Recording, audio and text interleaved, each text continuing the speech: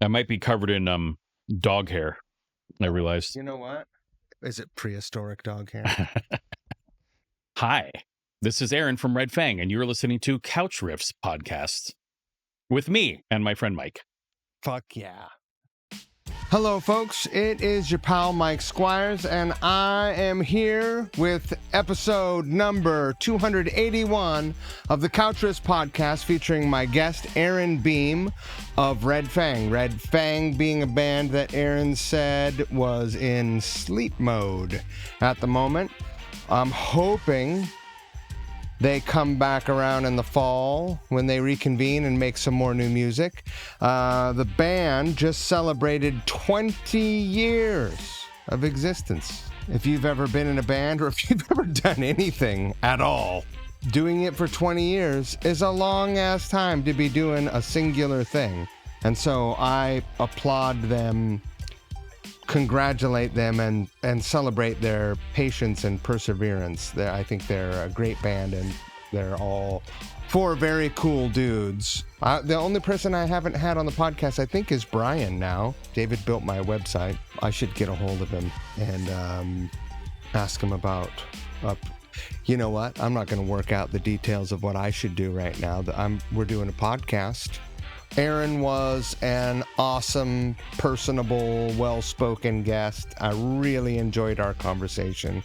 Red Fang has released an album called Deep Cuts, which features a bunch of unreleased tracks, demos, covers. Very cool release. Gives you a little bit of a, behind-the-curtain look at the process of how they do things, how songs come to be. I love hearing demo versions of songs and how they differ from the final versions. It's interesting to me as a musician. I don't know if it's interesting to non-musicians or not. Some, I suppose it is. You should check it out. It's a very cool album, just like all of their fucking albums. Support live music. Go do it. Buy bands t-shirts. Support all art. Love each other. Be nice to each other. The golden rule. You know the deal. Treat people the way you want to be treated. Don't be a dick. And that's it. The world will be a better place. I hope you enjoyed this conversation. Thank you very much for listening. If you are enjoying the Couch Riffs podcast, please support us on Patreon. Patreon.com/couchriffs. Aaron, welcome to the Couch Riffs podcast. Thank you very much. I feel like this has been a long time coming, but I don't know if I ever actually hit you up about doing this. Yeah, I just appeared on this couch all of a sudden, and there's no communication whatsoever. I rubbed my magic lamp, and you were summoned. Yeah. Let's see. Red Fang came on my radar in 2008. Okay. Does that sound... Yeah, that would make sense, just given the general timeline of things. And you were friends with John first. I feel like he's the one who introduced us. I was a fan of Party Time. Okay. Yeah. Right. And so I saw Party Time a few times. Yeah. And I remember you guys played the Sunset Tavern. Yes. In Ballard. Yep. I was wearing silver shoes at that show. Silver Adidas with red stripes. I remember that. This thing is like a steel trap. Yeah. What happened to those shoes? Probably just completely soaked with athlete's foot fungus. Yeah. Sweet. Most likely. Tour. Exactly.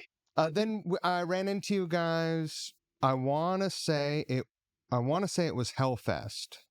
That sounds right. I don't think it was probably the second Hellfest that were you. The first one we did was 2011. That would have been 2011. It would have been that one. Okay. You guys had nothing in your dressing room, and I was like, well, we can't have that. That sounds also correct. And I gave you guys all of our beer and towels. I was just like, how on earth is this going to happen? Well, I appreciate that. But I was completely out of my mind.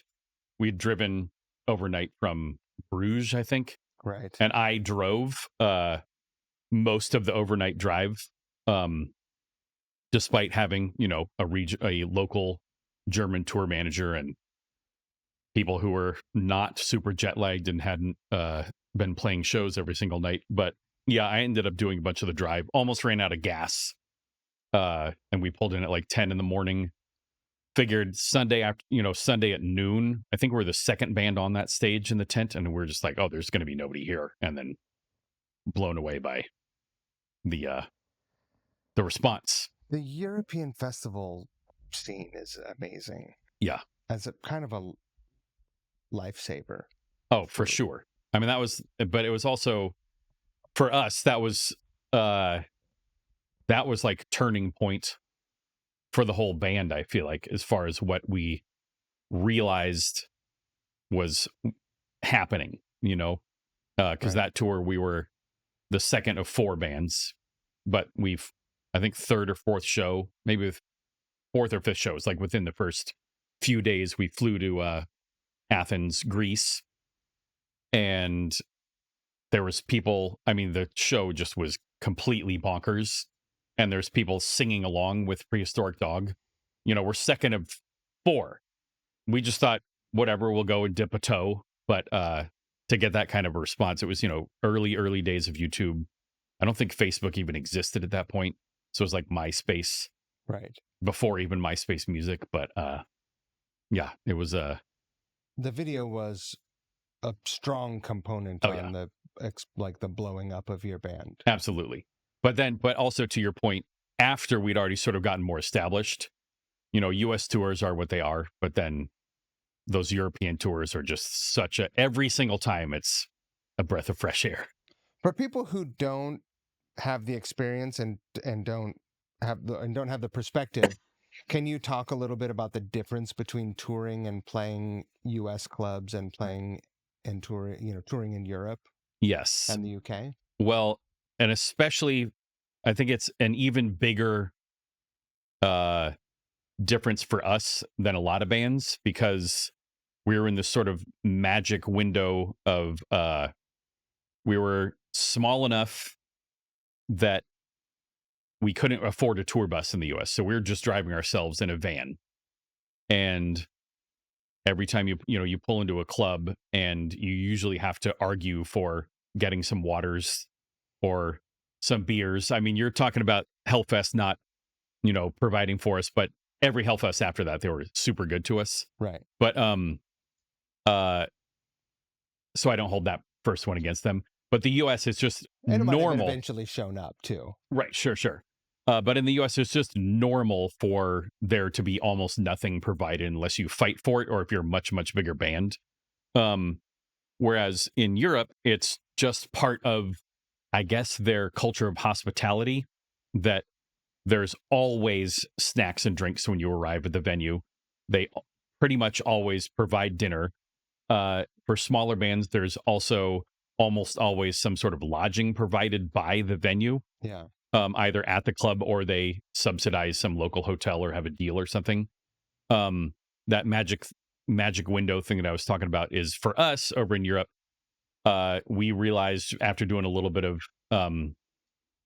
boring spreadsheet calculations that we could afford this vehicle over there that has bunks, but it's not quite a tour bus. And so we actually saved money and could sleep anytime we wanted. But yeah, and I think it's, from what I understand, a lot of the venues in Europe are actually subsidized by local governments. And so they actually have a budget to provide hospitality and to pay a band. So you get paid well, and you get just far, far better hospitality than you ever can in the US, unless you want to. We've done tours with bigger bands that they just bring a catering company with them. Right. And it's the headlining band pays for it the whole way through. And it's just a different world. Is it when you're in like France or Belgium is always one that takes good care. Oh yeah. You show up and the club has like a full catering kitchen in it, and there's someone on staff who cooks a sick ass meal, and you sit down and you eat with the entire staff of the club. Right. Yeah. Like everyone is like, dinner is at 5 or 6 or whatever it is. We all eat together. Right. And it's really amazing to like establish those kind of relationships and then go back and have this sort of familial experience every time. You're all in it together. And that's actually another good point with that I didn't really necessarily key in on when we're, because you often get asked what, how do they compare? But the fact that on a US tour, like especially as the opening band, you're you're just scrambling to even figure out when you can get food in between. You're just waiting and waiting and waiting, and then suddenly you have to, throw your stuff on stage because doors are in like 20 minutes. And then now you're like in this, panic mode. And now you're all, like you go past doors and now it's 45 minutes before you have to play. There's no way you're going to be able to go get food. Right. Whereas the European clubs understand we have to set aside a time. No matter what, everyone just stops what they're doing and we're going to come up. But you can't do a sound check because the staff is all eating dinner. So it almost doesn't matter how cool the bands are that you're touring with. Like if as an opener, there's a general sense of you're just lucky to be there. Over here. Yeah. Yeah. Not necessarily with the band, but with the production. Right. It's pretty strange. Yeah. I get a feel like I started getting this feeling. It happens to be fair sometimes on some of the European festivals also, that you start to just feel like you feel like a cow, that you're just being put out there for they're like getting the stall ready or whatever, and then they just put you out there to show you for a little while and then see if you can collect a ribbon, and then they pull you back off and then hose you down. It's pretty sweet when you get a ribbon though, even if it's like an honorable mention. Yeah.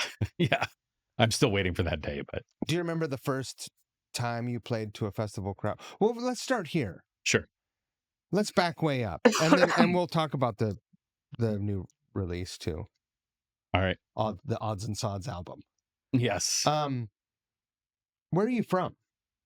Born in Seattle. Oh. But my dad is a professor, and my mom actually became a professor as well. So we moved when I was like 8 months old to New Haven, Connecticut, and then Iowa City, Iowa when I was about 5. Mm-hmm. And then I went to, when I was about almost 13, we moved to Colorado. And then when I was 17, I moved to Portland. So I moved to Portland in 91. All over. Yeah. But you finished high school in Portland? You did high school No, in Colorado? I finished. No, I was, my birthday's at a weird time. So I started school when I was 4. Oh. Kindergarten. So yeah, I turned 18 right after I moved to Portland and started college. Got it. Yeah. Where'd you go? PSU? Reed College. Reed? Yeah. Did you ever nude? I did take, I think, 3 showers in the 4 years I was there. So yeah. Yeah. Isn't that a thing there? Oh yeah. It's a little lots of friends who did that or painted themselves blue. Right. So they were sort of nude, but not really. Right. But yeah. For folks who don't know, will you explain Reed College? Well, it's a very classical education, to the point where there's always students complaining about the fact that they don't have, certain programs, environmental studies or whatever. But for as rigorous as the educational side of it is, it's like basically work hard, party hard. So people will, pull all-nighters regularly studying. And then on the weekends, they just go completely bonkers. And then that all culminates in an end of the year party when so every senior has to write a senior thesis in order to graduate from school. So you spend all year long working on this paper, research project, whatever it is. And then the day that they turn it in, which is about a week before classes end, there's a like campus wide party. And they've had, they have a pretty big budget for the party. Yeah. And they get like huge bands to come and all sorts of crazy. What bands played while you were there? I don't really remember very much about what was. I mean, usually the bands would actually happen during the year, not as much during. It's called Ren Fair. It used to be a Renaissance fair, but it isn't at all anymore. But I mean, like Ween came when I was at, I think a freshman. Carp played. I just heard one of the dudes from Ween lives in Seattle. Oh, no kidding? Yeah. Huh. Ween played. Yeah. Carp played. Yeah. The Alcoholics. Do you remember they were a rap group? Yeah. They were one of the best things I've ever seen. A, live, period, and B, by far the best live rap anything that I've ever seen, because it usually Wow. just doesn't come across very well. Uh, yeah. I mean, regulars were like Hitting Birth and King Black Acid, that kind of thing. Local bands. Yeah, Yeah. yeah. Unwound played. Stereo Lab came and played. Oh, that's cool. What was the something with there was like a 2-person something like electronic thing, mouse something, not Dead Mouse. Danger Mouse? Danger Mouse. No, not Danger Mouse. It was way before that. Oh, But I don't know. whatever. There's lots. It was like ran the gamut, all kinds of cool stuff. Seeing Stereo Lab there was pretty awesome though. I bet. Yeah. Were you playing music in Colorado? Yeah, I started when I was 15. A friend of mine got a guitar. Yeah. And got interested in, I got interested in that as well through him. And we're still in touch actually. Because he ended up going to Reed as well. And then I think the first thing that I did in front of anybody was for like the talent show. We did Big Bottoms. Wow. The Spinal Tap. Yep. And we did. Wait a minute. Were you in high school? You were in high school. Yeah. 15, Junior year. I was like 15, I think. Any eyebrows raised?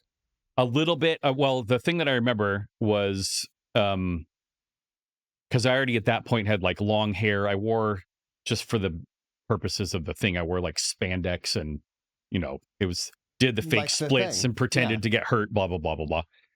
And I remember hearing afterwards like people asking which school I went to. They didn't even know that I was a student at that school. I was very quiet, Yeah, and shy during high school, but then as soon as I got on stage, I was like, I don't care, right. So yeah, that was the first like actual rock performance I ever did. I was in jazz band and band or whatever. And then that basically those same people, we also had kind of like a grunge band that we started playing shows, I think my senior year or something. So What were the bands that you were listening to in high school that you kind of felt like were your North Star? Yeah. North. Well, what got us into really playing music and writing our own songs was mostly Soundgarden and Mudhoney and Nirvana. Rad. And yeah. So I was lucky enough to see Nirvana right before I moved out to Portland. It was the summer of 91. I guess it was before Nevermind came out, but they played a couple songs from Nevermind. What was that tour? It was it was a short little tour. They were, but here's the thing is that the local dude in Fort Collins who turned me on to all the music that was like worth anything, he played in a band called Great Caesar's Ghost with Brett Bradford, is that his name? The guitar player from Scratch Acid. Rad. He'd moved up to Fort Collins. They played in a band together, and they were supposed to play with Jesus Lizard in Fort Collins, and I was excited about that. But then, I can't go to that because Nirvana is coming through opening for Dinosaur Jr. And then I found out that Jesus Lizard found out about that show, and they were like, hey, can we come down and play? Right. Can we join that show? So so it was Jesus Lizard, Nirvana, and Dinosaur Jr. And that also happened to be the very first show that my brother ever went to, which is a pretty good start. Yeah, that's off to a running start right Yeah. there. Where was that in Fort Collins? No, that was in Denver. Oh, it was so we traveled down. Yeah, it was at the Gothic Theater. Got it. Yeah. Is that place still there? It is. Yeah. Yeah, I just saw, I can't remember who it was, but some friends of ours just played there. Maybe it was High on Fire or something. Right. But yeah, we played there a couple times. Nice. Maybe not quite as packed out as Dinosaur Jr. and Nirvana. Yeah, Nirvana, but it was good. You guys played gigs? Yeah, I mean, there was this weird club in the basement of like one of the student centers at Colorado State University called they called it DC Bottoms. Mm-hmm. And then there was like a Grange Hall, and there was just this like loft, somebody's apartment, like just Right. outside of the kind of downtown area. So yeah, we played quite a few shows. That's where you were, Fort Collins. Fort Collins is where I grew up. Yeah.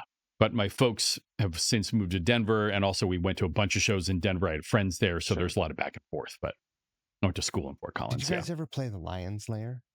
No, there was a place so I think that place used to be called. It was maybe even called the Crocodile or something or Gators. It was called Gators, I think, before it became the Lion's Lair. The stage was like back behind the bar.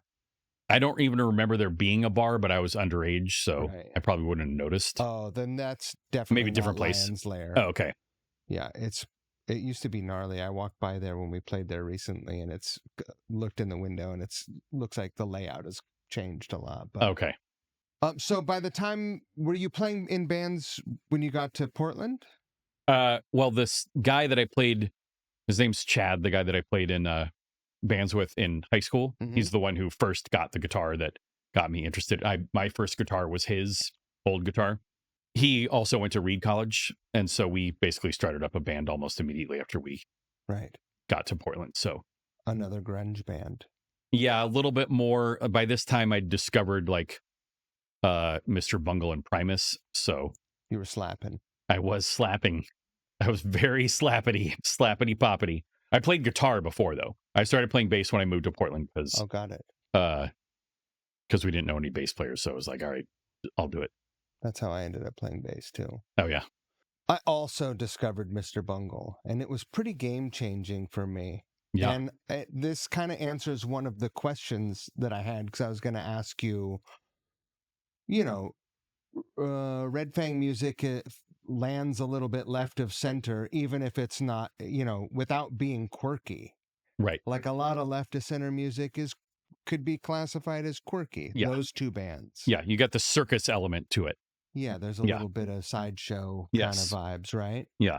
What are the characteristics of left of, like, odd meters? Yeah. Odd meters is like a quick one. Yeah. And so, are there any other bands that sort of got, I guess Soundgarden did some odd meters, but not changing. They weren't like, okay, a bar of 4, the turnaround is a bar of 5, but then the chorus is 6s. Yeah. It's. I would say that probably, pre Red Fang, I think all 4 of us were playing music that you could really easily classify as math rock. And I guess that came from probably a lot of it was just other math rock bands. So like Don Cab. Right. And Breadwinner, Mr. Bungle to an extent. No Means No was a huge influence on me. And even what a fucking bass tone. Too. Oh my God, yeah. Totally, that's where I stole my tone from. Was just trying to emulate his. So good. Yeah. I didn't even get there, but it's in the same, in the ballpark. Sure. But yeah, and so even Jesus Lizard had, like, not changing it up a ton, not mathy, but they definitely played around with it. But Led Zeppelin all over the place. Sure. But we really, I think all 4 of us ended up keying into that kind of thing and started picking it out and spotting it where you didn't even necessarily know it was there. Joan Jett, I Love Rock and Roll. Sure. The All You Need Is Love, that Beatles song, like, didn't even realize that it drops a beat until years later. It was actually after my son was born. He became a little bit into where did they drop a beat? If you listen to the song, you can't that's the thing, is that when you sing it to yourself, you don't realize that it drops one, but it does. Right. It's not like Rush where it's like it sounds like you're playing in 7, but when Radiohead does it, it's like it sounds fluid, right? Yeah. And that's one of the things that I think that John Sherman in particular is very careful about when he's trying to navigate all these weird time signatures that Brian and I gravitate towards, is not making it sound like it's in an odd time, and not sound herky-jerky. And I think that he's a monster drummer. Oh yeah. So yeah, I think herky-jerky is kind of that thing that, that the Primus is, and that the Mr. Bungle does it on purpose. They wallow in it. Yeah. They're just like, yeah. Or John Zorn is another. Sure. Got really into that stuff too. Same. Yeah. All the Naked City. And exactly. Fucking, yeah. Okay, so did you ever go through a Zappa phase? I didn't. Never. No, Wow. no. Too weird, too funny. I think I heard it was too late already by the time I really started hearing it. So same thing with like Beefheart. It was just too late. I Right. was not in that, like, I had already moved into the like, oh, now I'm gonna listen to Sabbath. Like I started listening to Sabbath late, uh, and like Weezer and stuff like that. I kind of like went from super weird to super not weird, you Right. know? And I kind of had just sort of moved to a point where I wanted it to just be more like cheese pizza. I didn't want to have all the weird stuff on the pizza anymore. Sure. Broccoli and cheddar, you know. I used Who to like it. fucking who put broccoli on? Yeah, right. In 1994. Yeah, Right. 93 I think Yeah. is when I was putting broccoli on there. Right. Yeah, on a boboli. So, what did you major in? Biology. My dad is a biophysicist, and so I started working in his lab when I was 15. So I guess around the same time that I started playing guitar. Right. And so it just seemed like I was always interested in science, and I always loved music and was kind of interested in science. And since my folks were paying for me to go to a pretty expensive, fancy education, uh, I listened to their advice. I think wisely, wise advice and wise listening. If I, you know, and they said, we understand that you like music, but why don't you think about Not majoring being in a loser. right, basically, yeah, think about majoring in something where you might be able to actually have a job where you can make some money. Right. And then of course the joke is, or the irony of it all is, that I made far far more money playing music than I ever did working as a lab tech. And that's not to say I made a lot of money playing music, but I did not make very much money at all as a lab tech. So Right. So you did work in the field yeah, after school. yeah. So I basically worked all the way through. Every summer I worked in my dad's lab, and then I had a job up at OHSU, the Oregon Health Sciences University, Mm-hmm. for a year or so, left for a while, and then ended up getting another job at the VA hospital working in a uh, immunology lab studying a mouse model of MS. Oh wow. Um, and then after that, I was just like, all right, I'm not going to do this for the rest of my life. I'm not going to get a PhD. So I just kind of left it behind and started doing odd jobs. And Do you see any crossover in between your science experience and your approach to music? uh, there might be some. I never really thought about that. I mean, there's definitely a lot of stuff that I applied from that science training and just the way of thinking about problems to sort of more about like logistics and even inventory tracking and stuff like that, because we did all of that ourselves for merch for most of the time. That Were you the tour manager? not really manager. I mean, more just like kind of keeping track of merch stuff. I would say that John tended towards tour manager before we had someone with us. Right. uh but but now that you mention it, there's probably some part of just the kind of methodical approach that science takes to pretty meticulously and slowly breaking down what it is about something that makes it work or not work. And that think I do apply some amount of that to songwriting in a way that I think drives most people crazy because I'm super patient, and I will also, I don't necessarily know immediately what's right. And so I have to go through like tons of iterations and try and basically experiment with, what if we put that part third instead of, 17th or whatever? What if we make this phrase go backwards or whatever it is, like that kind of stuff? I don't know how to do that in my head, so I have to do it by hearing it. You touch on an interesting aspect of being in a band, and that's the dynamic of whatever 3 to 5, if you're a ska band, 12 Right. members worth of patience. Yes. And everyone has a different amount of patience for fleshing out ideas, Yeah. and whatever that idea is, whether it's a part of a song, an album cover, a t-shirt design, Yeah. a fucking record deal, Yeah. where to stop to take a leak, where the best burger in Arizona is, whatever it is, right? Yeah. Red Fang is, what's the status of Red Fang? I would say that we're in sleep mode right now. You're in sleep mode. Yeah. We can be awoken. We haven't powered down. 17 or 18 years, is that? Am I counting right? Well, the first show we played was New Year's Eve of 2025 into 26. So we started playing we started practicing in September 2025. It's not 26 yet. 5 into 6. 5 into 6. Yeah. Did I say 2005 into 2006? Maybe I heard you wrong. I probably said it wrong and you heard me wrong. That's I think everything was wrong. So 2005. But yeah, so basically, yeah, so it's like 20 years basically. Right. Not 20 years since our first record, I think, came out we put it out an EP in 2025 at some point. Or I mean, in 2005. I did say 2025, didn't I? Yes, I think we put out our first just produced ourselves thing. I think we did a tour in May of 05. That was the first short little thing that we did with just this little burned CD from CD Baby.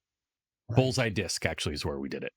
Anyway, I worked there at CD Baby. Oh, you did? Yeah, actually, I did. I knew that. I remember we talked about it. So yeah, 20 years actually. That's wild. Yeah, it's very wild considering. Well, how in the hell did 20 years pass at all? Right. And we're still alive. But also maybe 2 years was the longest any other band I ever had lasted. Maybe 3. So what bands had you had played in? Portland bands that had toured, or just local bands? No, I had done one tour down the West Coast with a kind of a ska band. And when I was 30, that was the first tour I ever did. And then you were in a ska band. You guys have horns and everything? I played saxophone. Wow. Yeah. The plot thickens. It does. Or maybe everybody just turned off the podcast. Yeah, a friend of mine, he was very much a revolutionary mind. Mm-hmm. And I guess he just kind of felt like that was the best expression of the message that he wanted to send out. We had color coded. We had to wear black, orange, and green because it was the opposite on the color wheel from red, white, and blue. And I mean, it went pretty deep. Yeah. But it was fun. I mean, it was I was just tooting a horn a little bit, Right. And that first tour was actually, first and only tour was also fun because he was Doug March's brother-in-law. So we were opening for Built to Spill. So it was super easy and cush. We just toured in a couple sedans. And our keyboard player was not able to do the tour because he also played keyboards for Steve Malkmus and the Jicks. Mm-hmm. So I learned his keyboard parts, and there was a few points where I was playing saxophone and keyboard at the same time. So, when was the last time you played sax? It was during lockdown. Things got a little bit gnarly, and so we had some jam sessions in our basement, and I played a little bit of Jerry Rafferty, but then my saxophone broke, and so I actually gave it to. It started kind of falling apart. It was very old. I'd had it since high school, so I actually donated it to my son's high school, which is an arts high school, and they need instruments. So nice. Yeah, I should know the answer to this question. Did you commit any saxophone to a Red Fang song ever? No. You're inappropriate. I don't think it is inappropriate, really. I think that, I mean, I appreciate, I didn't like it at all at the time, but that, the trombone parts on the Melvins are awesome. There's plenty of spots where it works great. But yeah, maybe I just didn't have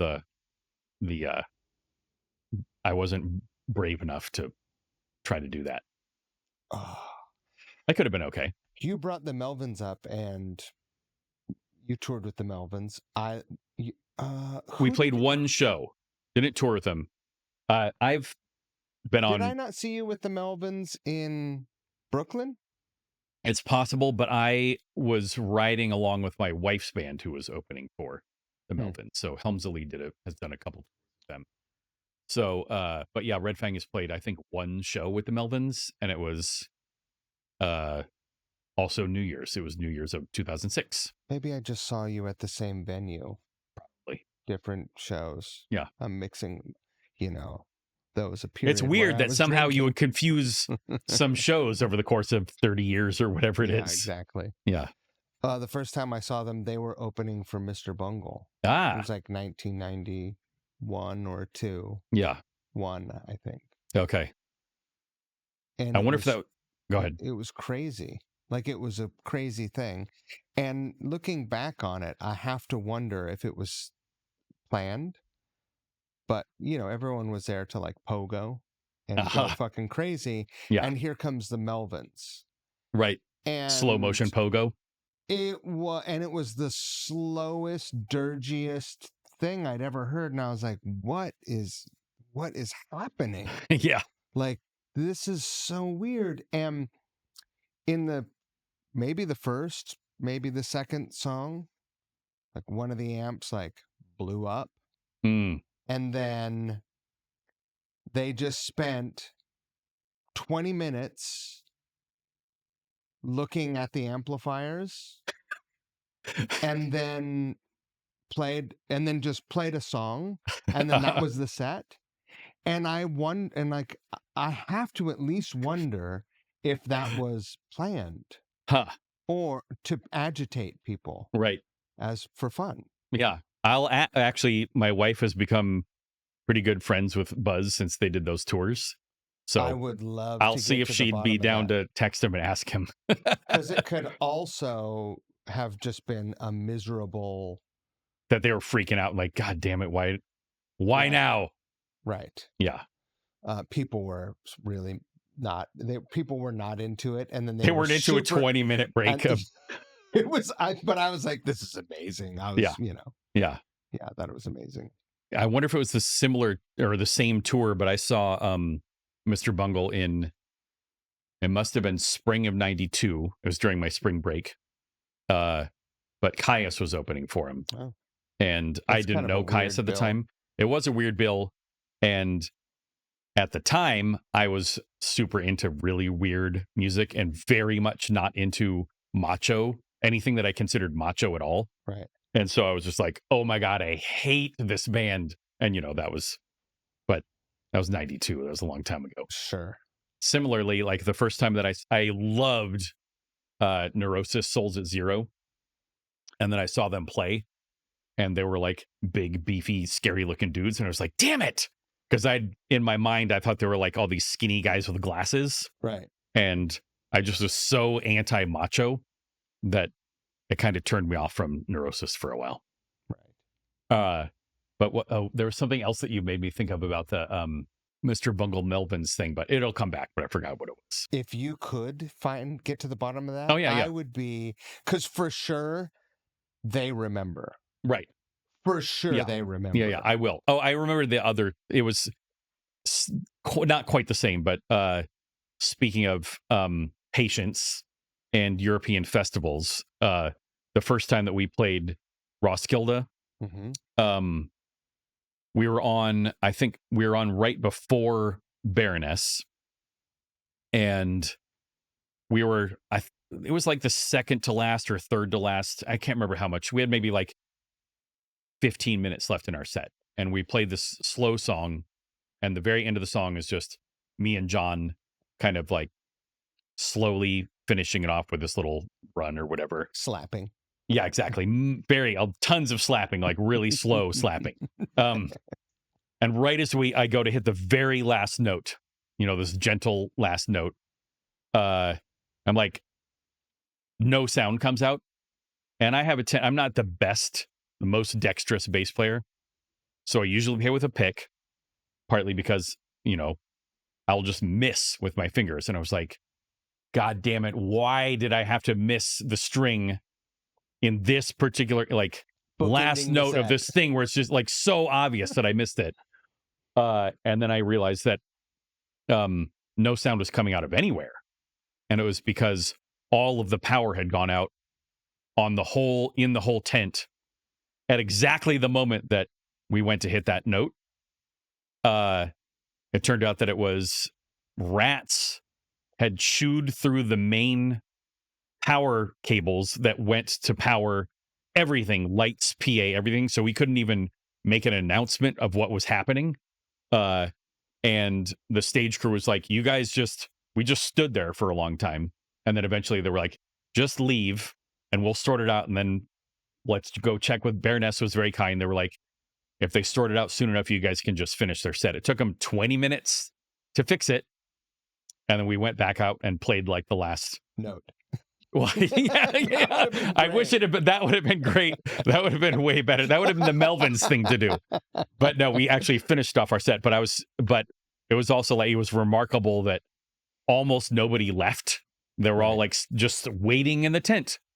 And Baroness also was like, sure, go ahead and finish your set. And it was like just so much goodwill and generosity and patience. And it was a really tender moment. I've always wanted to be in a band that was kind of like a concept high art band, but also a rock band. Not necessarily like the Melvins, but where you could do something ridiculous like that, or where it like every show was just, you didn't have a rule, right? Yeah. I feel like, Mike Patton is pretty good at enforcing that in any of the projects that he does. He's just basically like, I'm going to do whatever I want. Right. And you guys are going to like it or not. And I don't care. I've seen Red Fang on 3 continents. I've seen Red Fang in as many continents as I have in as many states. Ah, okay. Interesting. How about that? Yeah. Europe, Australia, yeah, US. Yeah. And then, so what you in Oregon, New York and Washington. And Washington. Yeah. Yeah. So you're not really a fan of the US version of Red Fang. Yeah, for sure. I mean, they're okay. In right. But with the exchange rate. Exactly. With the US dollar as strong as it is right yeah. now. That is one of the funny things about being a touring musician playing a lot of European shows. When we first started touring over there, the dollar was really weak. Right. And so we were getting like 30% extra for all of our paychecks. And then it started getting stronger and stronger and stronger. I was like, no, please, no. It's you are rooting against the dollar when you spend most of your time touring in Europe. Politics are funny that way. Yeah. We're incentivized by our own benefits. Right. Patton was on the tour that we did in Australia. Yeah. And can we talk about that tour for a moment? Yeah. Because it's one of the highlights of my entire music career. Oh, it was amazing. It was incredible. I don't want to go into the one big inside our funny moment that we had there, because I don't want to talk out of school for the general public. Fair enough. We did hang out with Metallica and everyone that was on the tour, which was an impressive tour. It was essentially the Big Four minus Megadeth. Yes, no Megadeth. Plus Tomahawk, Stone Sour Ghost, Red Fang, fucking. It was. I can't remember. I think I counted. I think there were 55 bands on that tour. Right. So there's no way that you or I could ever remember even a fraction of them. A lot of metalcore bands. Yeah. With the and then there were whatever. There's a hardcore stage. Sword was on that. Orange Goblin. Oh, yeah. Fozzy. Yep. Was I think right after us or something. So that was pretty fun. That's where I met Chris Jericho for the first time. Yeah. I later toured with him, and what a funny guy. Yeah. He's really hilarious, actually. That's great. I think, what was that? Like 10 days? Was it 10 days? Yeah, it was not that long. I got 7 massages while we were there. From that. Any from a wombat or? No, there was a massage tent there. Did you never go there? I think that we because we're playing so early, so we were waiting and waiting and waiting and waiting for the schedule.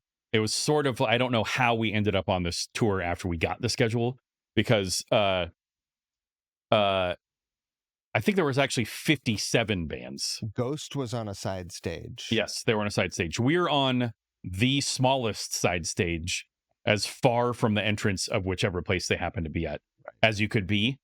But we're just waiting for the schedule. I had no idea where we'd be. It was our first time ever in Australia, and finally got it. And it was like, okay, 11:20. And I was like, oh, geez, that's kind of late. I guess it might be good. We'll probably be playing against somebody big, which is unfortunate. Slayer. Right, exactly. So it was like, at first I was like, oh, cool, 11:20. And then I was like, oh, no, that's actually probably bad. And then I looked closer, and it was 11:20 a.m., not 11:20 p.m. Right. And I didn't know that it was possible for rock bands to play before noon, but it was. Your biological clock wasn't saying noon, though. Well, luckily, we just flown over from the US, so it was no big deal. But what I was shocked and very pleasantly surprised by is that every single show, I don't know if it's because Australians have some special genes or something, every time we played, except for one, which I can briefly talk about, already completely packed with like super enthusiastic, yeah, man, already pretty much wasted fans. Yeah. Like they were busting down the door to come in and just be there all day long. Australians don't mind drinking. no, they're not allergic to it at all. Yeah. But there was the one day, so my ex-wife, she flew down to join us, and then she spent a few days just in Melbourne on her own, and then we went and did some vacationing afterwards. So Melbourne, I remember talking to you about this while on that tour. Yeah. So I learned to scuba dive down there. So the one show that she came to was the Melbourne show, which I figured was going to be maybe the best one. And we're up there, 11:20 arrives, totally empty. There's no one there at all. And so, and my wife had just showed up, and I was like, she's like, great job, rock star. Yeah, exactly. You're gone all this time for this? Way to go. But then it turned out there was a problem, just some technical problem with the gates. And it ended up being, we waited just like 2 minutes to start, but people just like sprinting across the field to come. Ended up being way better than it would have been had it already been packed when we started. Right. It was super cool. Yeah, that tour was amazing. That promoter was I encountered him a few times. He was a real nice fella. I don't think I ever talked to him or met him. Very generous guy. Do you remember there were all those big dinners and like sideshows? Yeah. And it was just like very extravagant. Yeah. There was a tent that was like a massage tent. Mm-hmm. And you go there, like me and my bandmate Jeff sort of stumbled in there, and we're like, hey, what's the deal? And they were like, free massages. Yeah. We're like, free? They're like, yeah, the promoter just pays for it. Right. And we're like, how do we sign up? And they're like, we're completely open. Nobody knows. So we sign up, like we immediately get an hour-long massage in this tent. Yeah. And you're here listening to like Falling in Reverse or whatever in the background. Yeah. It's not the most peaceful, but you're getting a massage, right? Yeah. At the end of the massage, tip them. And they're like, we're at every festival site. You can also schedule us for your side shows. And wow. We're like, so, and then, we also all had days off. And they were like, you can schedule us to come to your rooms and massage you at your rooms. They're just twiddling their thumbs, basically. Right, but also I think they were billable hours. So they were like, hey, I see. Nobody knows we're here. We can, That's just amazing. Here. Yeah. So yeah, we were there for 10 days. 7 Jeff massages. And I each got 7 massages. I love it. Yeah, we had to. Oh, I guess that was to finish where I was going with the 11:20 start time. We were usually like already on our way to the airport by like 1:30 because they did everything for you with all the gear. All you did was you show up, pull your bass out, play the show, and then then they're like, all right, let's go. So it only like once or twice did I even get to see any of the bands on the festival because we were leaving immediately after we played. That's a bummer. Yeah. But aside from that, there was still, I mean, the days that we did get to go, and then also going to the Metallica barbecue was great. And yeah, it was swimming in the in Perth, swimming in the, I guess, Indian Ocean or whatever it is. Did you go and see Bon Scott's? No, I didn't do any of the Bon Scott tourism. No. Did you have the same experience that we did, though? So we were doing sideshows with Caius and Orange Goblin. Mm-hmm. Caius lives. And I think we all stayed at the same hotel in Perth. Maybe not. But why am I blanking on the drummer from Caius? You know who I'm talking about. 1973. Yeah. Brant Bjork. Yeah, thank you.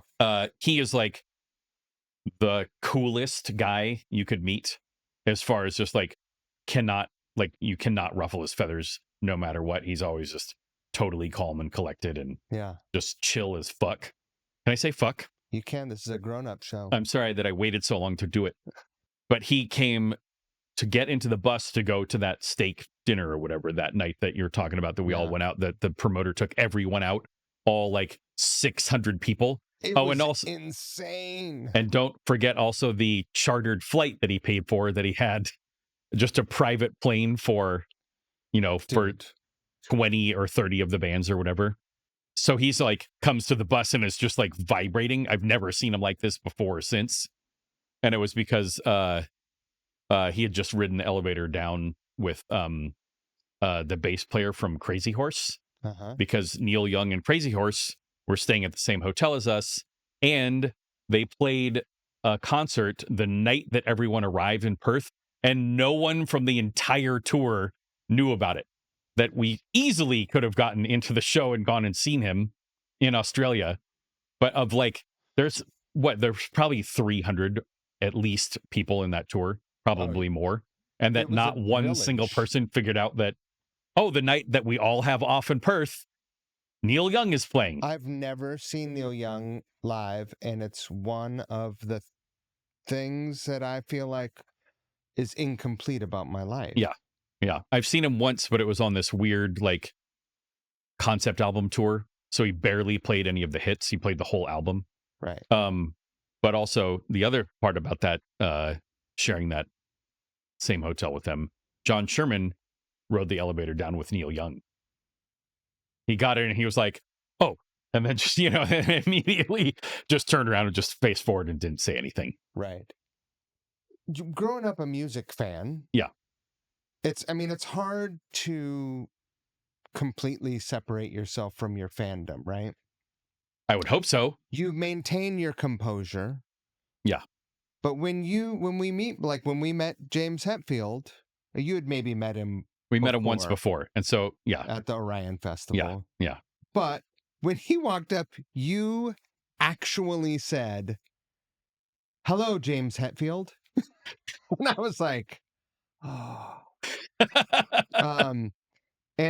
But it was cool, but it's mostly surreal, right? Yeah. You're like, oh. I wonder if that was me though, because it was absolutely you. Are you sure it wasn't Brian? Absolutely. Because I remember I walked over to him because he was already talking to John and Brian. It's possible that it was me, but that sounds like a Brianism. That's totally the type of thing, but it also sounds like something that I would say. I'm 95% sure it was you. All right. Yeah. I'll accept it. Yeah. I do remember one of you asked the bus thing. You were like, that was me. Weird. Yeah. I thought so. Yeah. You asked a question about a bus, and I was like, don't ask about buses. Because they had a fucking awful bus accident. It was not about buses, about pre-buses. Right. Yeah. But I think the question was like, at what point were you able to transition as a band? Because we're in this limbo. Yeah. I was like, oh my God. I was shrinking. I was like, because I don't know what kind of dude he is. Right. I don't know if he's like what kind of PTSD he's got. Sure. I was just like, oh man. Yeah. Ask him about his True Bypass Overdrive, like whatever, just like Yeah. The new custom pickups or whatever that he's got in his that's guitar. right. So Yeah. so anyway, that was a huge one for me. Still to this day, like I'm friendly with Steve Jones, and that's still for whatever reason, Steve Jones is still the person that like I've hung out with him and gone hiking, and but my heart rate elevates, not racing, but I'm Sure. like It's just above baseline. that's right. Yeah. Touring, you're around a lot of folks that you admire, a lot, everyone, you hanging out with people at catering, at festivals, and touring, whatever.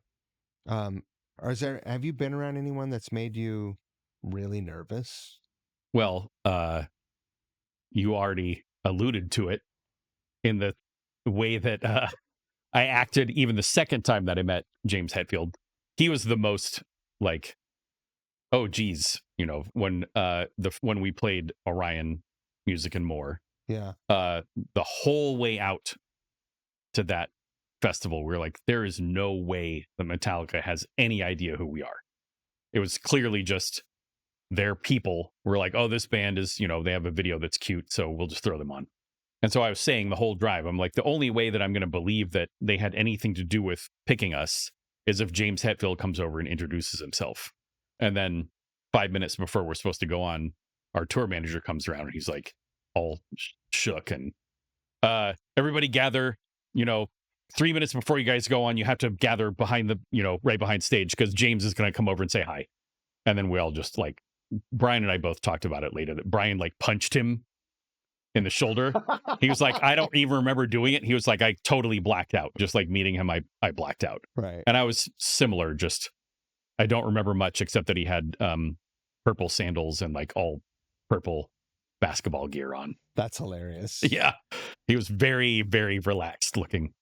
And he then was super cool. Yeah. When we talked to him in Australia, like the coolest, yeah. really. Yeah. And he fielded my question with aplomb. Yeah. He basically, he talked about the early days of touring in a box truck and a flashlight and a bottle of booze. Exactly. Yeah. Yep. But that's probably, I mean, I was pretty darn excited the first time that we played with Midian because I love Yob so much. Mm-hmm. That's just so much smaller of a scale, but it doesn't really necessarily matter. It's just like, who do you like feel like is in this sort of like realm that you can't necessarily understand or touch musically, and that inspires you in a way, that makes them seem like more than just a person. But as you know, from years and years of doing it, that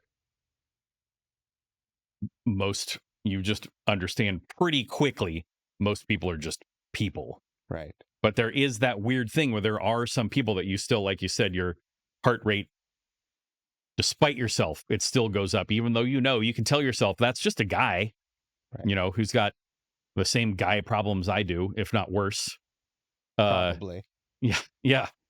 But there's some of them, yeah. And I know that if I met Jimmy Page, same thing would happen. I would freak out a little bit. Right. But it was like, Metallica and Led Zeppelin were probably the two like most impactful, like biggest long-term impact on me as a person and guiding which direction I went musically. So favorite Metallica record? I mean, Ride the Lightning has been my favorite for a very long time. I spent time trying to figure out every single song on guitar from that record. Yeah. So I like a bunch of stuff about Kill 'Em All and Master Puppets and Justice, but that's the one that I was just like, it's right in that exact right spot of still being poppy and aggressive without getting too complicated and weird. I just really love that one. And that was the one that they played the night that we did the Orion Festival. That was the one that they did start to finish. That's awesome. Yeah. Yeah, that band changed the way I looked at music for sure. Yeah. And that was my bridge into Soundgarden. And I met the first band that I ever met, like, big band or whatever. It was Corrosion of Conformity and Soundgarden and Danzig tour. And we, Rad. yeah. And again, this is back to when I could not stand anything macho at all. So Danzig was on. I was like, yeah, let's get out of here. So we went to the Taco Bell down the street, and then Reed Mullen from Corrosion comes in, and we're like, wait, did you just, and we got to chatting. And actually, I was friends with him and played on a record of his like just a few years ago. RIP. But anyway, he was just like, yeah, you can, if you just hang around, you can just meet everybody. Like the Soundgarden guys are super chill. And so we just kind of hung around a little bit, and I ended up meeting Matt and Ben. But Kim and Chris, I guess, were hanging out inside playing basketball because it was at the sports, like whatever, like a center or something, sports center. What a fucking band. Yeah. And I just finally met Kim for the first time. Ben I've met a bunch of times just from, being friends of friends or whatever. Yeah. But yeah, those guys, I would have thought that maybe meeting Kim, or if I'd met Chris Cornell, that would have maybe had the same effect. But I guess that maybe just enough time passed. And also sometimes it's the circumstance, right? Of course. So it was like at a show where a mutual friend of ours was like, oh, have you met, and introduced us. So it just seemed a lot chiller. Meeting people at shows is the most convenient and also my least favorite way to meet people. And I think I understand why. It doesn't seem, it just isn't, it's a weird field to be on. Yeah. Like, right? Well, yeah, if because it's your show, you're a little distracted. Yes. If it's their show, you're like, I don't want to impose here. Right. I definitely want to split. Like if it's before the show, I want to get out of their room. I want to be out of the room after they're done. 30 minutes before they go on. I don't know what their rituals are. Maybe they're like, no, stick around. We don't sacrifice a goat before we play or whatever people do. Yeah. Yeah, I just don't like it. Yeah. I mean, it's not that I don't like it. It's not my favorite. Right. Yeah. I get it. I mean, there's something that's nice about when you're in that context, then everybody's like understand. It's easier to, I guess I'm thinking about when you meet somebody that you knew from, your water polo class, but now you're in India or whatever. Right. And you're like, I'm sorry, I can't place you. But if you were in a swimming pool, suddenly, right. It's a peer space. Yeah. And so it's easier to sort of like make those connections. But yeah, it's true that there's some element. I think other thing that I would add to it is that sometimes there's a hierarchical thing that can happen depending on who the people are, that it can feel like, part of it is that thing that you're saying that like, I don't want to impose on, this is your show. I want to get out of here and defer to you instead of just like being able to hang out and be on the same level. Right. Yeah. 20 years of Red Fang. Yeah. After a series of 2-year outings. Right. Outside of meeting some idol type figures, what are some highlight moments? Because the album is made up of things that didn't make records and demos and B-sides and etc. Yeah. So some of the highlights I think are the obvious ones are like going to, Indonesia to play and playing. And the first time we played in Moscow was just completely an insane, amazing show. There's videotape of that one, luckily, so you can see it. Where did you play in Indonesia? We played in Yogyakarta. I'm going there in December. Oh, nice. We played a place called Surabaya, and we played like 3 shows or 4 shows or something. Is it amazing? The country is great.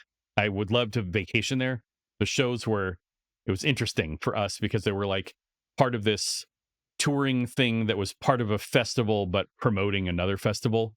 And so it was like, there'd be an Indonesian funk band and then a Indonesian pop band, and then us, and then it was like never heavy music at all. We were the only band that was even remotely heavy, so Right. it was pretty interesting and weird. It was fun, but definitely not normal. But the highlights are really like the biggest highlights were, the first time all four of us started playing and just how great it felt immediately to be doing something that was like we all were focused and knew, even though we come from different places musically and had different ideas, that we just like had the same focus on what the point of doing this band was. Like being in the practice space and writing, coming up with Prehistoric Dog. And I remember Brian had it was an old Party Time part that he had that had never turned into a song. Huh. And just having this instinct of like, do that thing that you're doing, but when you get to that B, he did it. He would play it for like just vamping on the B chord. He did it like 2 times or 4 times. And it was like, no. Do that. If you feel like, do it like twice as long as you think you should do it. And then double that again. So it feels way too long. And then it ended up being that's, like the main part of the song is just vamping on a B chord. But when we like once that song all came together, you could just feel in the room, like as you're writing it, like, oh, this is something different than any of us have done before. Right. So it's a lot of that kind of stuff that you can't, it's not like a meeting James Hetfield was amazing, but those sort of like moments of like musical connection are really, that's why I play music, not to meet James Hetfield. I play music to do something that feels amazing inside of my body when I'm doing it, That's why I look like this. You guys never went pop. Are you sure? I mean, I wouldn't say so. I would. You think you have a pop song? Sure. A pop song? Well, I mean, it depends on what you mean by pop. I mean, I feel like we're as pop as Slayer is. But I'm serious. Like Slayer has like hooks falling out of the rafters. They're like super, it's the sounds are aggressive and hurt some people's ears.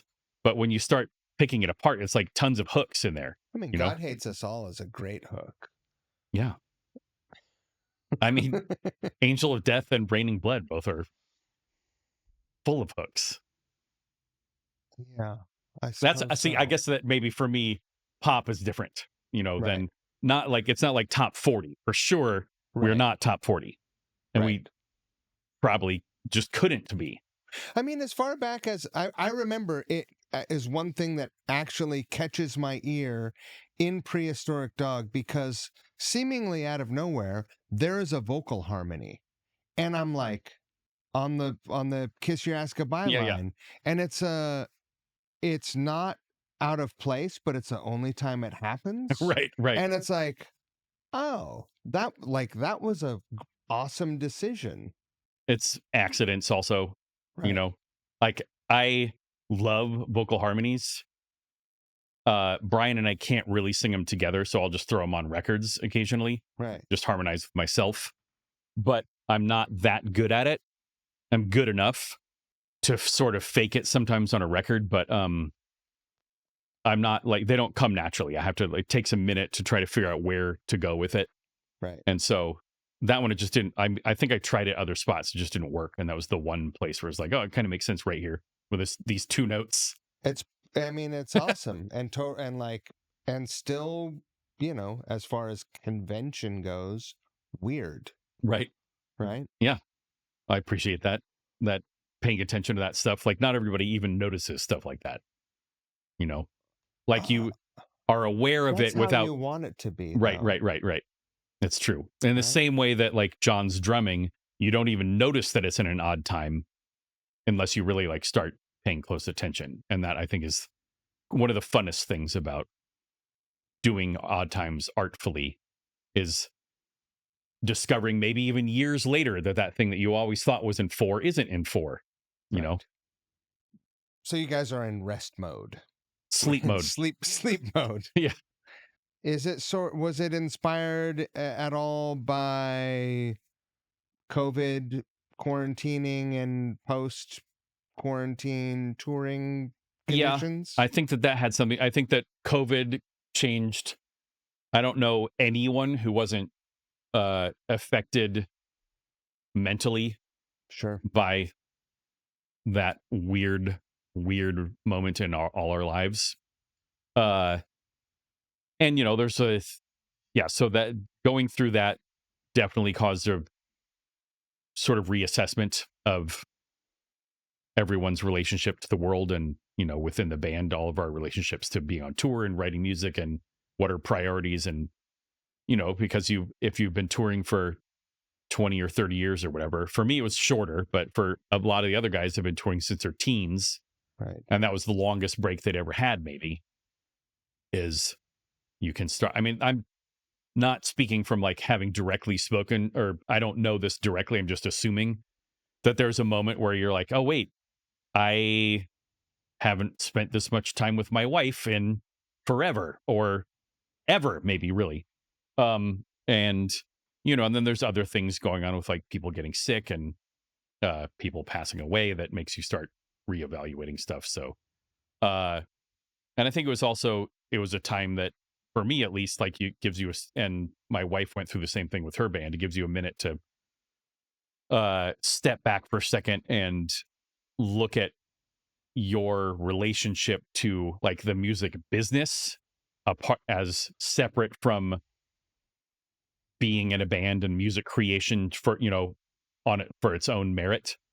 And so I started a band with her basically like as soon as lockdown happened. She and I started playing music together because we didn't know if that was going to happen with any of our other bands at all for who knew Ever how long. again. Yeah. And that band is entirely based on just all we want to do is just have fun writing music together. And if we happen to play shows, fine, but that's not the goal. It's just all about just the fun part of making music with people you like. And Are you guys performing? yeah, we've played some shows. And what's the band called? It's called Ook Wook, which is Spell that for me. UUK Uh-huh. WUUK. Cool. Yeah, it's a Holshot seed word, so it's like Okay. that's what this sweatshirt has some of that. Hegosawake lake chas teeth old Jeff. It's hard to read when it's upside down, but it's a northern Lachute seed word. My wife is a tribal member, so it's her like ancestral language. Are you learning that? I am. Awesome. Yeah. Awesome. Yeah, it's super fun. But yeah, so it's a word from the northern Lachute seed dialect that means to play. Oh, rad. Yeah. And nobody says it right. So we went out of our way to try to, because you don't write it. I mean, there's no written language until like 100 years ago. They just started like making up letters for the sounds. Right. But the way that you write it in this script doesn't look quite like that. So we tried to write it phonetically, and it totally didn't work at all. That's fine. But so anyway, but yeah, as far as like, yeah, the hibernation thing, I feel like it's, yeah, all of us have some reason to take some time and just to reassess our relationship to that band and to the band as separated from, the band as a unit of 4 friends who make music together in a way that feels fun and productive versus like the business side of the band. Right. So it's interesting how that stuff can come into play and really, it doesn't have to necessarily spoil a good batch of folks. Yeah. But it can. Yeah. And not not out of any sort of greed or No. like just like it's taxing. Yes. That's a good way of putting it. Right. Yeah. Because we literally. didn't. Right.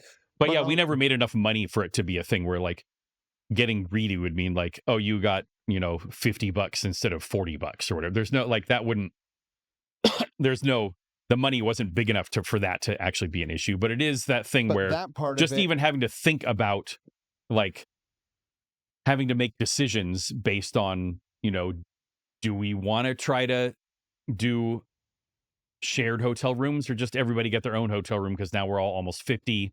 And is it, we're going to come home with $2,000 less in each of our pockets? And is that worth it? Like all that kind of stuff that even if you're not even fighting about it, just having to even talk about it or consider it is just gets, Fatiguing. yeah, exactly. It's not just jump in the van and go and just see what happens. How tell me about the difference between having that dynamic, like you've got to make all these decisions.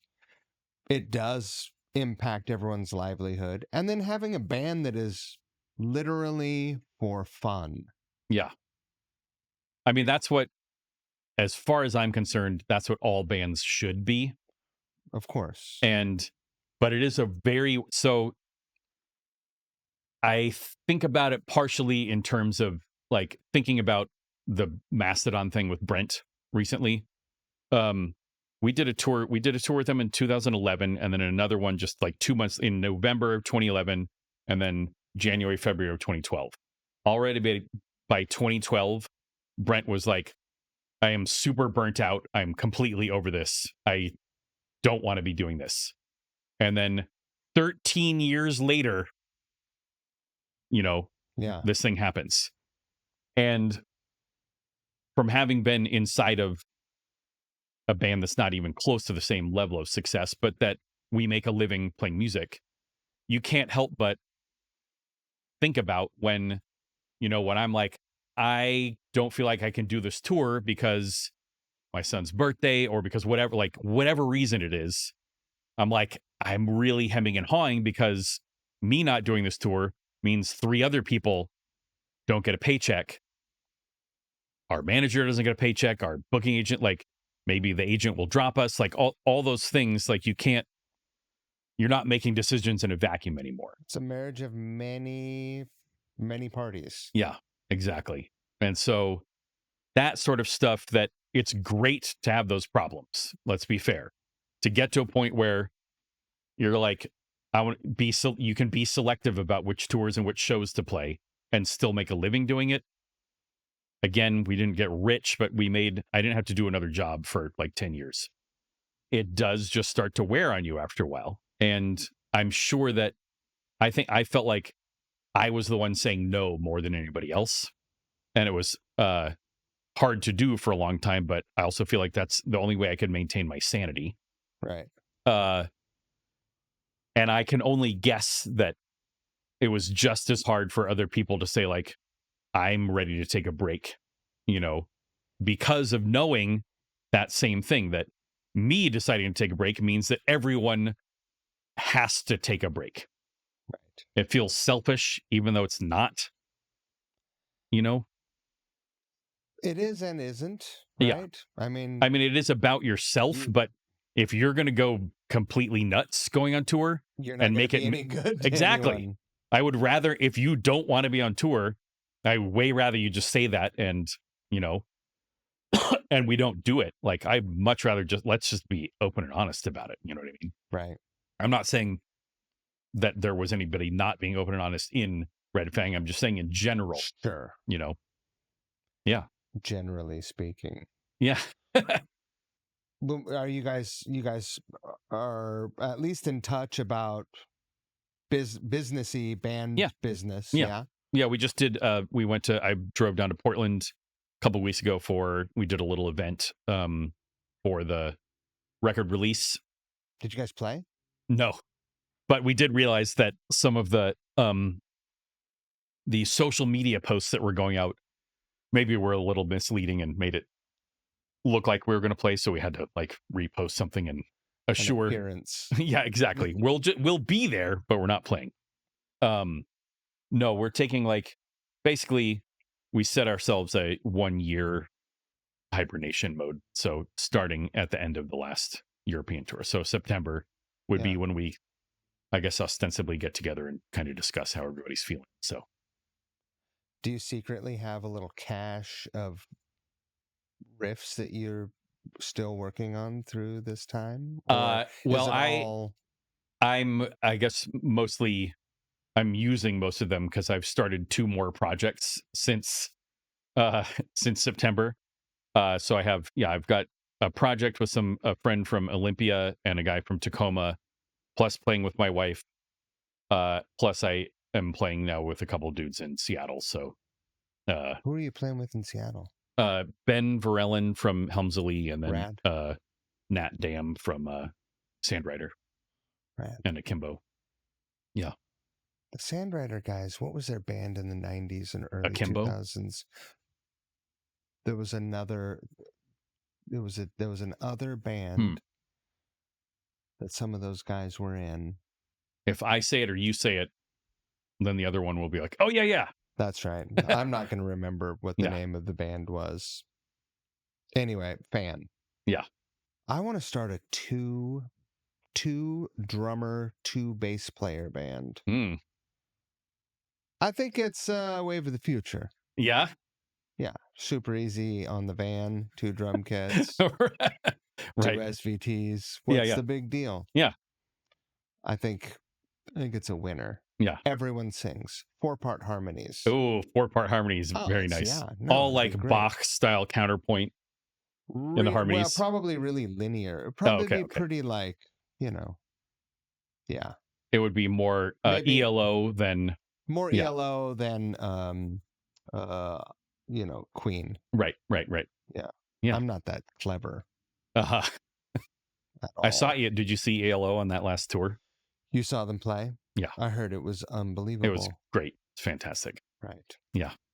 My first and last time. Yes. Right. Yeah. Everyone's probably, right? Right. That was a farewell tour? It was a farewell tour, yeah. No, I fucked up. Yeah. It sounds like life is pretty good for you right now. Yeah. What's your day-to-day look like? Well, we moved to a house right around the corner from the house where my wife grew up, down in Tacoma, and we're like right next to the state park. But the previous owners, they had built the house in 71 or something. I guess the year you were built. Indeed. Yeah, and they'd been there for 50 years and took incredibly good care of it and had this like elaborately manicured and landscaped yard. So I spend a lot of time maintaining the house and the yard. Awesome. But then, I have a 15-year-old son, so I'm doing some parenting off and on, but mostly just letting him run free. And then just playing music. And now that I have 3 projects going on, it just seems like I actually can't keep up with the amount of music that is happening. So it's mostly just like going for walks in the woods, trying to keep in touch with people, because like now that we're not touring as much, I realize that I'm not running into people constantly like I used to. So yeah, trying to maintain connections and reading. Those sound like all good feelings. Yeah. You seem like a reader. You read, yeah? I do. I wish that part of the problem is that I wake up super early and usually am falling asleep pretty early as well. Sure. But my wife is a late riser. She probably ideally would get up around 10. And I don't want to turn the light on, but I'm oftentimes awake at like 5 a.m. So what I need to do is this morning I did it actually. Had got my headlamp out and I was reading with the headlamp. What are you reading right now? Well, super nerdy book. It's a book called What Language Is and Isn't. It's by a guy called John McWhorter, who he writes for The Atlantic pretty regularly, and he's a linguist, but he also writes a bunch of stuff about race more recently. This book is entirely just about language, but it's very interesting to somebody who super nerds out about language, like I'm studying. He goes into the tribal, racial, all the differences in dialects as well. Yeah, and he talks about how dialects are not really a thing. And this is why What Language Is and Isn't. And talks about like why it is that certain languages are so much simpler than other languages, and it's usually because it was an empire, the language of an empire, because they usually enslave a bunch of people who then have to learn the language quickly as adults, and so the language gets simplified like crazy. And that more isolated, smaller populations, the languages are just like insanely complex. And Right. so English is sort of like in the middle. But it's an interesting. It's a much more interesting and actually funny book than you would imagine. Uh, I'm gonna check that out. yeah, it's good. I'm reading a book about Lollapalooza right now. Okay, they're sort of in the same vein. Totally the same. I mean, Yeah, practically the same. yeah. It's First time that we played South by Southwest, the first person that I saw after we got out of the van was Matthew McConaughey walking up the street with his little entourage. He like walked right past us. He's very small. oh, And then the next person that I mean, whatever random other people, then we got on to, is it 6? What's the main street that all the 6th is in Tacoma? Congress Yeah. Perry Farrell. over Because the he was years. Lollapalooza, right? Yeah, Yeah. he was the seed. Right. You know, he had a lot. There were a lot of smart people around him that turned wrenches and made, you know, there like there's this one part in the book where he's like he came into a board meeting, and if you can imagine, like, I think he's in a lot of various states, mental states, varying degrees of chemical alteration, Sure. and he comes in and he's like, I want Lollapalooza to have a giant communal burrito, and you can just come in and eat as much as you want and leave. And they were like, Why? you're joking, Yeah. right? Yeah, And he's yeah, like, yeah. no, and like he was really hung up on it. Mm, And they were like, there are so many reasons right. why this is not going to happen. Yeah. Like, we won't even research it. Yeah. Including no one would partake. Maybe a I few don't people, know. maybe some people would. Yeah, the But drunkest people for right, sure right. That's true. would. That's true. Have you, but What a health hazard. yeah, of course, of course. But if you're into, I mean, this is not in the same vein, except for just filled with like crazy, interesting facts. Have you read The Devil in the White City? No, Are you familiar with that book at all? no. It's about the first World's Fair in Chicago, Oh, like turn of the century, which also Okay. featured the proof of concept of alternating current for electricity, the first Ferris wheel, first like breakfast cereal was introduced there, and the first serial killer, speaking of cereal, was active in and around Chicago, very near to where the World's Fair was happening. That book is incredible. It's filled with shit that you're like, whoa, shit, that was it, that thing, like so many things that happened at that World's Fair that I'm gonna be all over that. it's perfect tour read, but also just good for home. Yeah. Yeah. Right on. I think I got to know you and got some info out of you Yeah. that I feel like we got it. Great. But let's talk about the record before Okay. we go. All right. Fair Like, enough. it's Fair a enough. pretty important. That's, I mean, you know, I'll talk about it in the intro, and Yeah. we're here to have some awareness of that, Yeah. raise awareness. But let's talk about that record. Let's do it. Do you want me to just go, or do you have a Why don't you specific go? question? Yeah, go on ahead. So we decided as part of this discussion that we had about going into sleep mode that we are also going to, because we're not going to be touring, let's not worry about writing a new record right now. But we had bits and pieces, ideas that we'd been throwing around. Plus, Brian had he'd been learning over lockdown how to use home recording software, because he was like a 4-track guy. And then Right. once those went away, he just like, I don't know how to do this anymore. But because it seemed like the only way that maybe we would be able to write together, he started learning how to do that stuff. And then, like everyone that I know, including myself, as soon as you start learning it, all you do is just write a bunch of like weird stony jams by yourself, you know? Yeah. So he had a bunch of those. I have a bunch of those stockpiled from like years and years. And we had, demo idea things from a new record. Mostly that stuff's not on this record, because the idea is that save it for an eventual real record if that's going to happen. But Relapse essentially, and our manager reached out and they were like, your 20-year anniversary is coming up, so we know you guys are not touring and you're not going to be putting out a new record, but we should do something. And so I think it was Relapse whose idea it was to do like a, you know, Yeah. B-sides and like outtakes, because there's always, for every record, you have more songs than are going to fit. So whatever. So there's those things and a bunch of rare little one-off things that maybe didn't even end up. There were just like digital singles or whatever. And so we had enough of that stuff and enough of all these weird demo things that Brian and I had been doing that I was really excited about, but I knew would never make any sense on like a regular Red Fang record. It just seemed like a perfect place to put, a history of all the kinds of influences we had through the covers that we do, plus some of there's like a demo version of Wires, where it's just when I heard David play the opening riff of that song at his, like, we used to just go over to his house was where we practiced. We'd go into his bedroom and we'd all stand around his computer and do all of the band business. Like, we'd take turns writing emails, on his computer.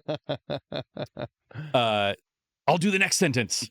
But he would like oftentimes play ideas that he had for us, just like sitting there at the desk while we're all gathered. And he played that riff for the opening riff for Wires. And I just like the whole song just kind of just materialized into my brain as soon as I heard that. And I was like, let's go. I pretty much just like, not that second, but it felt like I just jumped on my bike and then rode home and then just put the whole thing into the computer with like electronic drums or whatever. Right. So that's on there because that's another glimpse into just some of the songwriting process, the way it sometimes works for us. Are there any songs that didn't make the like whatever the respective albums that they were sort of in that cycle for, that you like fought for but didn't make it? Because there are always a couple songs where you're like, I really like this one, right? Yeah. No, there weren't, because I think in almost every case we ended up just putting those out as outtakes. Got it. So in some cases there's songs that like we just never even bothered to record, and those aren't on the album because we never recorded them. There's no document. Right. It's the fight was always before we even got to the stage of having something recorded. Right. Not fight, but you know what I mean. Yeah.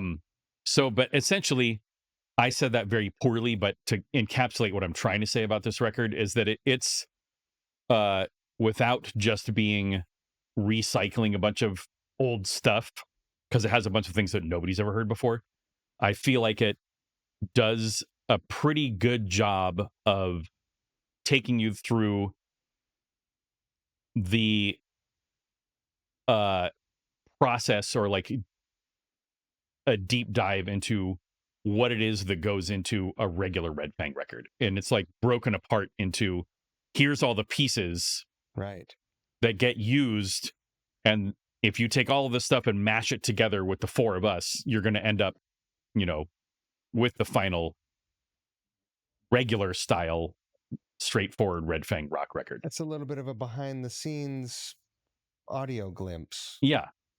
And it's hard to really articulate how, but I know it's that. So, right. And you'll hear stuff that's like, how in the world does that apply to Red Fang? But it does. Right. I mean, the thing that I think I probably brought this up at the time when Murder the Mountains came out, but the inspiration for the vocals on that song were Christina Aguilera Hurt, if you know that song at all. I was like obsessed with that song for like, 2 weeks or whatever. Right. It doesn't sound like that at all, but it was just that mood that I was in, that like space of like loving that song for a few weeks and just trying to, that was what informed the vocal melody for that song. That is hilarious and really interesting. Are there any other popular like top 40 type songs that you feel like inspired your performance? Well, I mean, there's another one on that song the middle section with the like kind of like westerny little guitar harmony thing. Uh, that was actually from, I always want to call them Hum, but it's that band Muse. Yeah. You know that band? Sure. English fellas. Yeah. There's some song that they did. I don't remember what it's called. Oh no, I do know what it's called. It's called Knights of Sidonia. Okay. And it was, I guess, based on the guy's dad. The guitar player's dad was in a band in the 60s, and Okay. they had a song that he basically used that guitar line. It's kind of like a surfy, westerny kind of thing. Uh, the way that I found out about it was kind of funny because it was when the Prehistoric Dog video came out, and I, would like look at comments because I was so excited about our first video or whatever. Sure. And somebody's, people are like, greatest video ever or whatever. And they're like, actually, Knights of Sidonia is better or whatever. I was like, what is this? Who is this? The hell you say? Yeah, exactly. And I watched it and I was like, oh, this is actually a really cool video too. But that little guitar part stuck in my head. And so I kind of like borrowed, it doesn't sounds nothing like it. Inspired by. It's the same mood. Right. And I don't think that middle section of that song would have happened without me hearing that song. So Thank yeah. you, commenter Jeff 1986-243. Right, exactly. Yeah, it's his fault or credit, whichever way you want to put it. But yeah, those are the two that really stand out for like pop songs, and both in one song. That's hilarious. Yeah. But Brian, he always talks about, it's not pop songs, but he always talks about wanting to do the Disney vocal thing, which is basically just like musicals, where you have two people singing completely different melodies and totally different words, and they do them separately and then they overlap them. And then it's like one person talking about, eating too much and the other person, being worried about going gray or whatever it is. Right. And relatable, right? All the stuff that you see in Disney movies. Bambi's like, oh man, I really put on a few. You've seen that Disney movie Balding, right? right, yeah. So he's inspired by that, but I don't think ever pulled it off. He always wanted to. It's this lifelong goal. There's still time. That's hilarious. Yeah. You must. We'll try. You must. I implore you. All right. I accept. Well, I urge folks to go out and celebrate your entire catalog. Always. Me too. Thanks. I really appreciate you coming here, making the trip up here. I totally botched our scheduling because of the Mariners thing. It worked out better, actually. Flexible. It actually worked out better because my wife was in class, and then on Wednesday I'm actually bringing my son to I'm going to drop him off with his grandparents for the aviation museum. So, nice. Scheduling wise, it actually worked better for me. That's down in my neighborhood. But as always, it's like awesome to see you. Yeah, you too. There's always like you've got something good to say every time I see you. Yeah. I like your energy.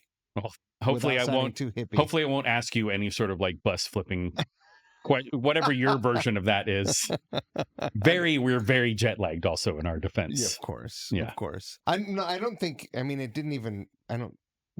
Clearly, you were not thinking that was a thing. Oh, I knew, but I guess I was. In the moment. Yeah. In my mind, I was not steering towards that at all. I was steering towards like, how did you guys tour? Did you tour in a van? It's just as reflective of my perception of what was happening, where I was just like, you see everything as a impending. Be cool. Right. Yeah. I just have always known that I'm not cool, so I'll just go straight into the full awkward mode and just ride it out, Do you like peanut butter sandwiches? Yeah. We eat a lot of peanut butter sandwiches. Right. Exactly. Well, I hope you guys get 1.5 billion streams. I wish the best for you and for the band always. Thank you very much. And likewise. My life is better for having had you here today and for knowing you and the fellas. Appreciate it. And again, likewise. Give it to me. All right. Oh my God.